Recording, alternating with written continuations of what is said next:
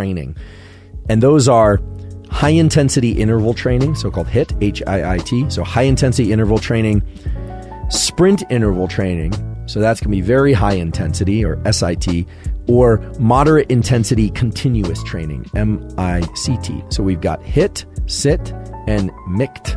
If you'd like to map this to VO2 max, SIT, this sprint interval training, was defined as all out, greater than 100% of VO2 max bursts of activity that last 8 to 30 seconds, interspersed with less intense recovery periods. So this would be sprinting downfield for 8 to 30 seconds, then maybe walking back for about a minute or two, and then sprinting again and then continuing. So that would be SIT. HIIT, H-I-I-T, is defined as submaximal, so 80 to 100% of VO2 max bursts of activity that last 60 to 240 seconds, interspersed with less intense recovery periods. MICT, okay, this moderate intensity continuous training, is steady state cardio, sometimes called zone 2 cardio these days on the internet, which is performed continuously for 20 to 60 minutes at moderate intensity of 40 to 60% of VO2 max, or if you prefer heart rate, 55 to 70% of max heart rate.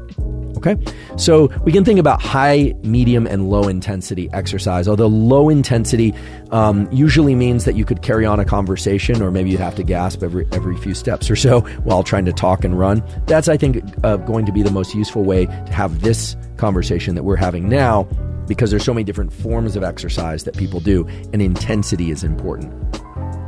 Let's ask the question that I think many people are wondering about, which is it better, meaning do you burn more fat if you do your exercise fasted? And fasted in this respect could be that you wake up in the morning, you've been fasting all night, you just hydrate, and you exercise. For short periods of training, it doesn't really seem to matter whether or not you eat before training or you don't, if your goal is fat oxidation.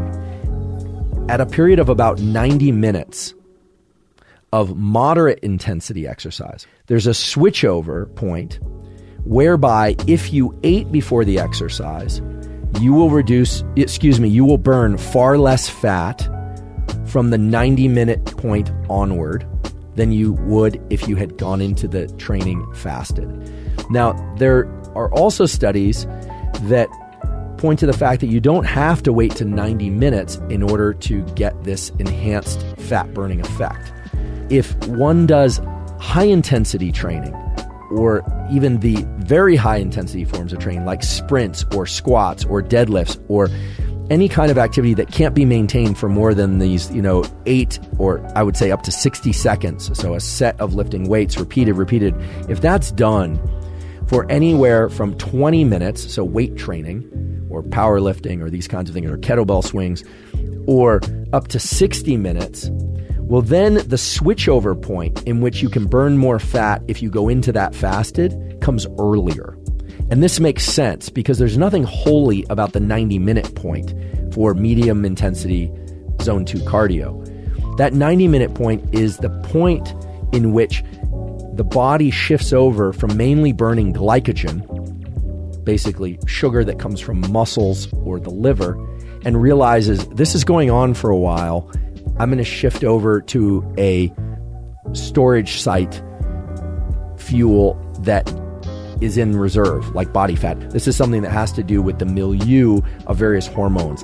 What has to happen is insulin has to go down far enough. So if you ate before the exercise, you'd have an increase in insulin. If you ate carbohydrates, you'd have a bigger increase in insulin. Fat and proteins indeed will have lower amounts of insulin, and fasting will give you the lowest amount of insulin.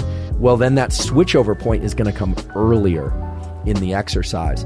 And if you think about it, if you were to do something high intensity for 20, 30, 40 minutes, so maybe lift weights and then get into zone 2 cardio, if you were fasted, the literature says that you're going to burn more body fat per unit time than if you had eaten before or during the exercise.